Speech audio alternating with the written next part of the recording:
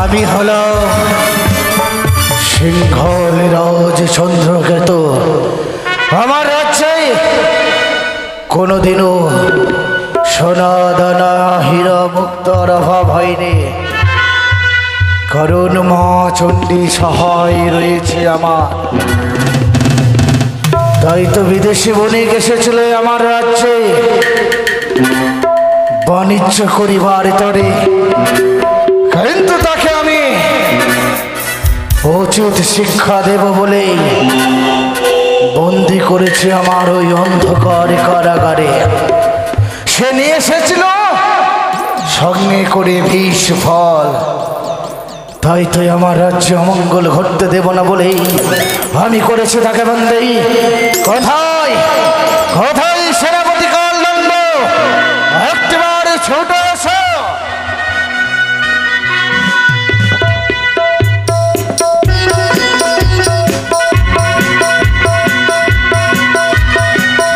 আদেশ করুন মহারাজ। সেনাপতি বলুন। তুমি তো জানোই সেনাপতি, বন্দি করেছে বিদেশি বণিককে, বাণিজ্য করতে এসেছিল যে। সত্যই মহারাজ, আপনার কথা মতো ওই বৈদেশি তাকে অন্ধকার কারাগারে বন্দি করেছি। শুধু তাই নয়, আপনার কথা মতো তাকে আমি তার উপরে চাপা দিয়েছি ৮০ মনের পাথর, শিকল বন্দি করে রেখেছি আমি। সত্যি আমার কথা মতো তোর উপরে তুমি ৮০ মনের পাশনে চাপা দিয়েছে। সত্যি মহারাজ। তবে সে বেঁচে আছে না মরে আছে? মহারাজ যাও সেনাপতি কালদণ্ড, একটিবার দেখে এসে তাকে ওই অন্ধকারে কারাগারে সে জীবিত আছে না মৃত। তাই হবে মহারাজ, এই মুহূর্তে যাবো আমি, দেখে আসবো তাকে সে এখনো জীবিত রয়েছে না প্রাণ ত্যাগ করেছি। আমি তাই করবো মহারাজ, এক্ষুনি অন্ধকারে কারাগারে গিয়ে দেখবো। সেনাপতিকে পাঠিয়েছি দেখতে তাকে আমিও যাই আমার কক্ষে, করিব বিশ্রাম নিজ কক্ষে।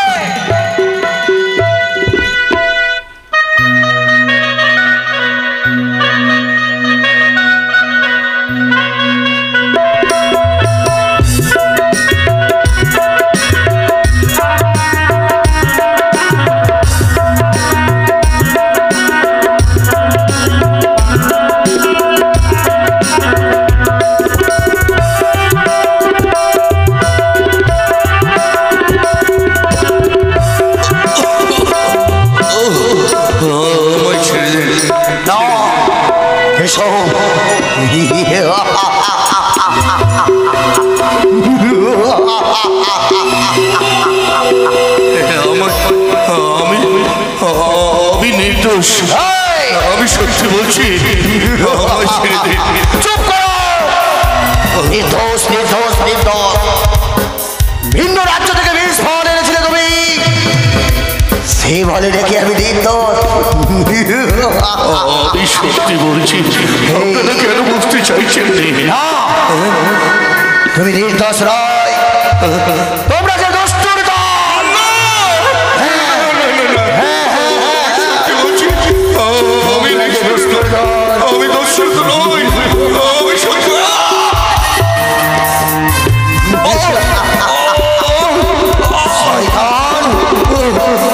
আমাদের এই শৃঙ্খল রাজ্যকে শেষ করার জন্য এসেছিল ওই বিষ ফল।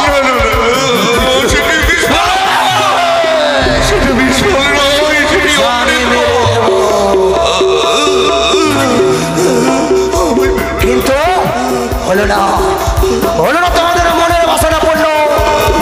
ওই বিষ ফল দিয়ে তুমি এই শৃঙ্খল দিকে তুমি কিচ্ছু করতে পারলে না। অবশেষে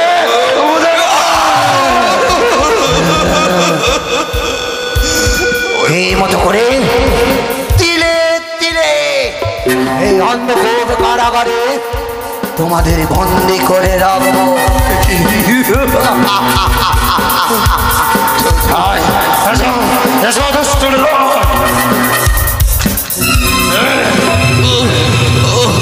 আমায় কোথায় নিয়ে যাবে? কোথায় নিয়ে যাবো? আর যে পারছি না সই বলে, আর কতদিন এই অন্ধ কারাগারে থাকবো? কতদিন? যতক্ষণ তুমি তোমার প্রাণ ত্যাগ করবে না ততক্ষণ তোমাকে এই অন্ধকার কারাগার থেকে মুক্ত করে দেব না। এসো এসো।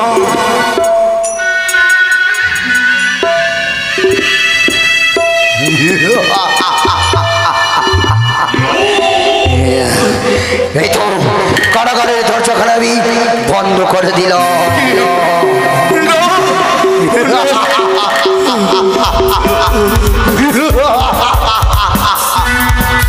করেছি দুষ্টুর দলকে এই কারাগারে লিখে মহারাজের কথা মতো তার অঙ্গে চাপিয়ে দিয়েছে আশীর্বাদের পাথর। সে যে দিনে দিনে বুঝতে পারবে এই শৃঙ্খল দিকে আক্রমণ করার কি ভয়ঙ্কর প্রতিশোধ।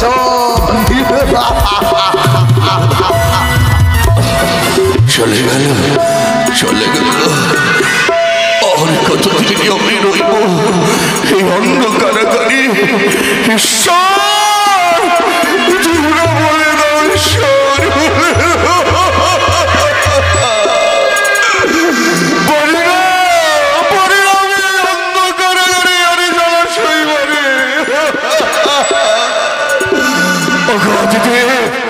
তোমরাও কি নিষ্ঠুর হয়ে পড়েছ?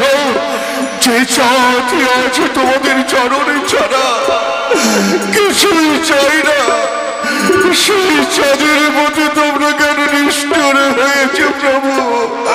দেখা দাও।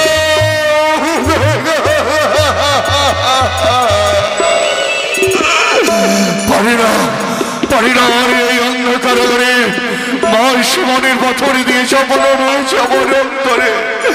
এই বুকের মাঝে আমি আর কতদিন থাকব? মা, তুমি কোথায়? এসো এসো মা, চন্দ্রিকা তুমি দেখা দাও। ওই আমি ত্রিনয়নী দশভুজা,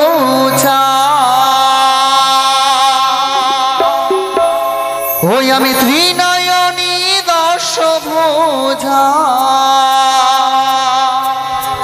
ও গো জগতের মা,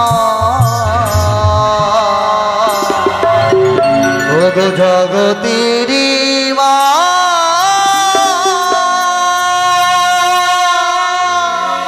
ত্রিনয়নী দশভুজা, ত্রিনয়নী দশভুজা, জগতের মা, জগতের মা।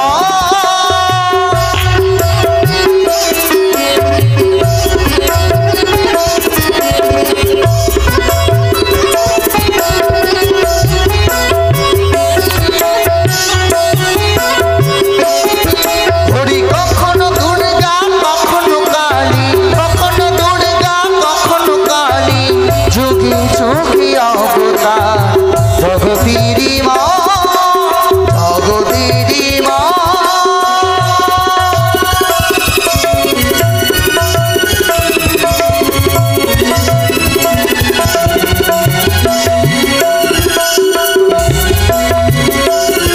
ওরে কার্তিক চরণে আমি আমি, কার্তিক চরণে দৈবী দুর্গা, জগতিরি মা, জগতিরি মা, জগতিরি মা।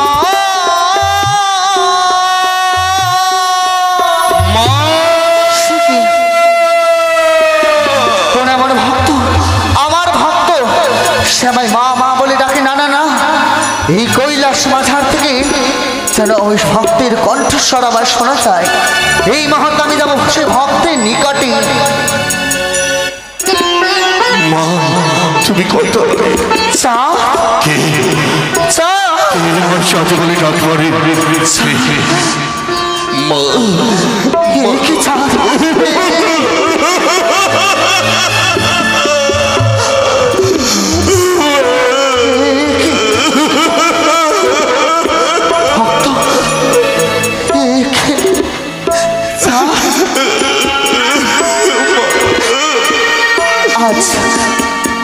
আজ তুমি আমায় মা বলে ডেকেছো, কিন্তু এ কি তোমার অবস্থা? মা,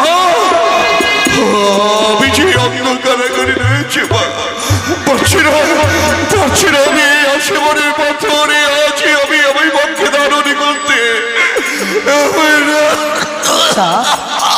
অপেক্ষা করো বৎস, মা বলে যখন ডেকেছো ছুটে এসেছে কৈলাস হতে, তোমার এই আশিমনির পাথরকে আমি তুলায় পরিণত করে দিলাম।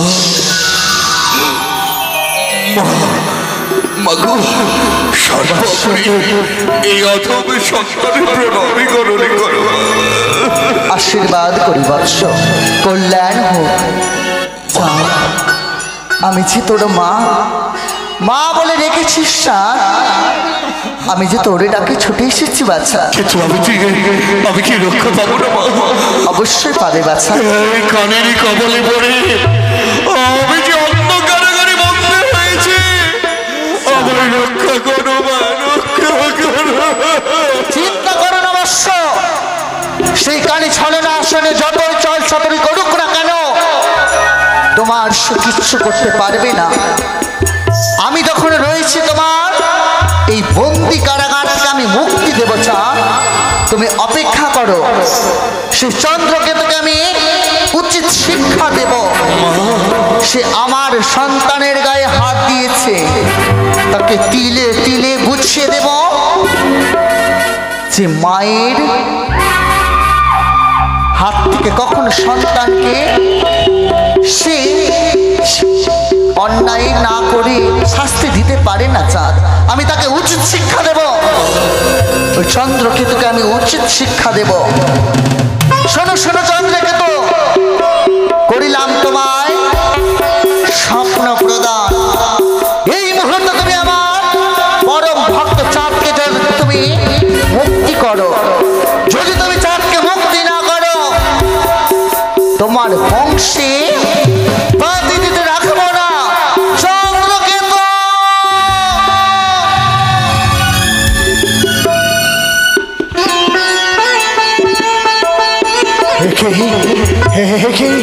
না, কি স্বপ্ন দেখলাম আমি? হতে পারে না, হতে পারে না। যাকে আমি বন্দি করেছি সে জোর নয়, যে আমার মা আদেশ দিয়েছে তাকে যে মুক্তি না করলে আমার বংশে বাঁচে দিতে কাউকে রাখবে না। না না, আমি এই মুহূর্তে তাকে মুক্তি করবো। কোথায় সেনাপতি কর্ণন্দ? ছুটে এসে কোথায় সেনাপতি? এভাবে হয় না, আমার মা আমায় স্বপ্ন দিয়েছে, তাকে যে আমায় মুক্তি করতেই হবে, নইলে মা যে আমার সর্বনাশ করে দেবে। না না, মায়ের কবলে পড়তে চাই নাই আমি। কোথায় কোথায় সেনাপতি? একবার ছুটে এসো।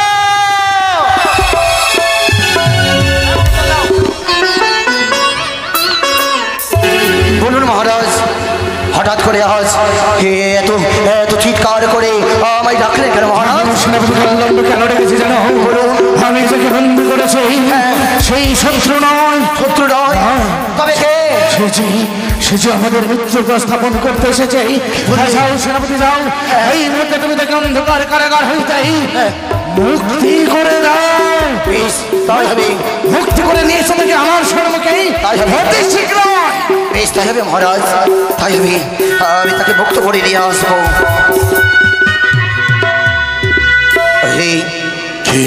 বিদেশি, আর তোমাকে এই অন্ধকূপে কারাগারে থাকতে হবে না। আমার সহকের বশাঘাত করবেন বুঝি? না না না না না, আজ তোমাকে আর আমি কষ্ট দেব না। তাকে ছাড়ো। মহারাজের আদেশ, এই অন্ধকূপ কারাগার থেকে তোমার মুক্তির সময় হয়েছে। এসো এসো, নির্ভয় তুমি এসো, নির্ভয় এসো।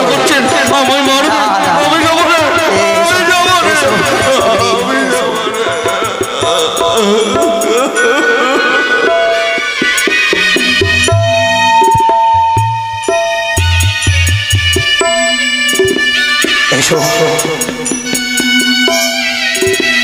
এসো, আমায় কথা নিয়ে চলে, আমায় কোথায় নিয়ে যাবে? জানো তোমায় নিয়ে যাবার ওই শঙ্কর দেব রাজপ্রাসাদে রাজামশাইয়ের আদেশ, আজ তোমায় সেই ভক্ত করবে।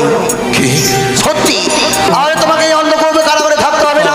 আপনি সত্যি করে বলছেন তো? বলছি আমায় শাস্তি দেবেন না তো? না না না না। এসো নির্ভয়ে চলো তুমি ওই রাজপ্রাসাদে। চলো।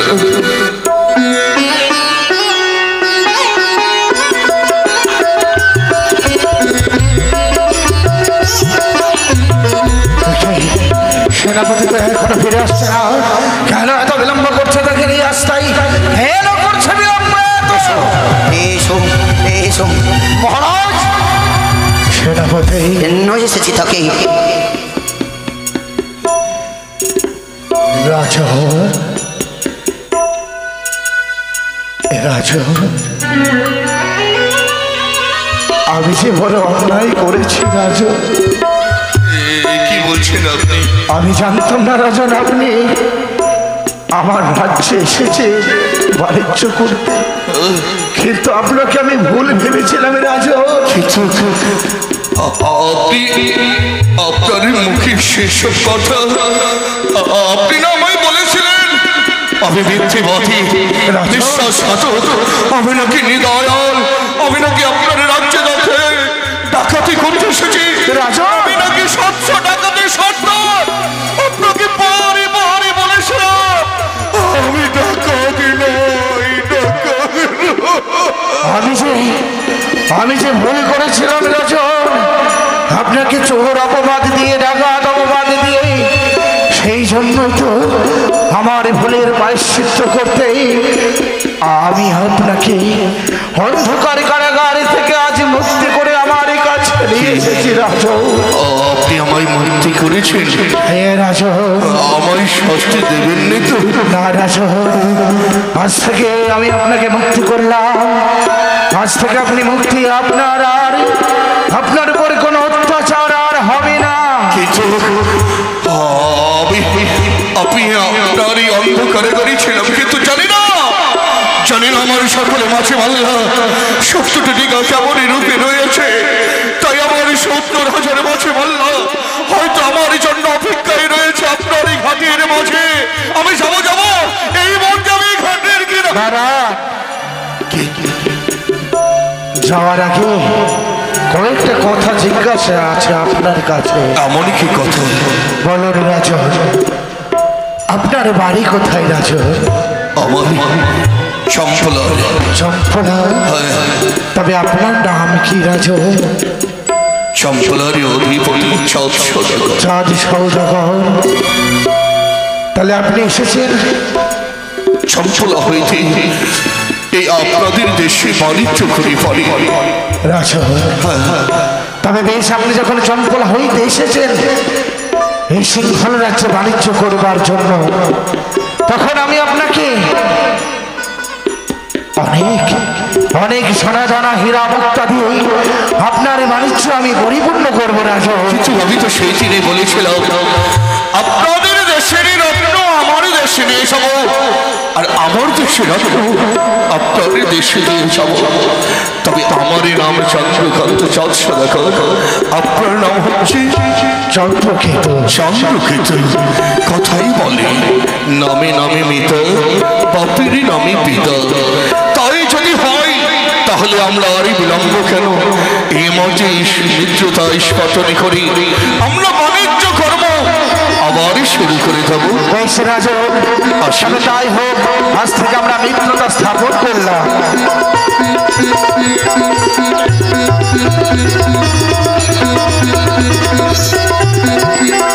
নমস্কার। নমস্কার রাজন।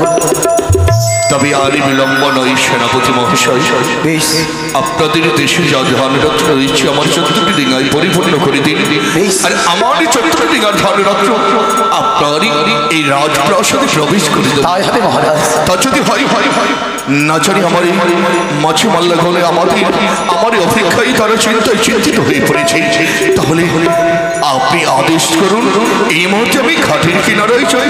বেশ মিত্রবর, আমি করি আদেশ। চলুন, আপনার সঙ্গে আমিও যাব আপনার ডিঙার কাছে। বেশ, তা যদি হয় তাহলে আরে বিলম্ব কেন, চলুন এই মুহূর্তে আমার ঘাটের মাঝে চলো। চলো। আসুন আসুন মিত্রবর, আসুন।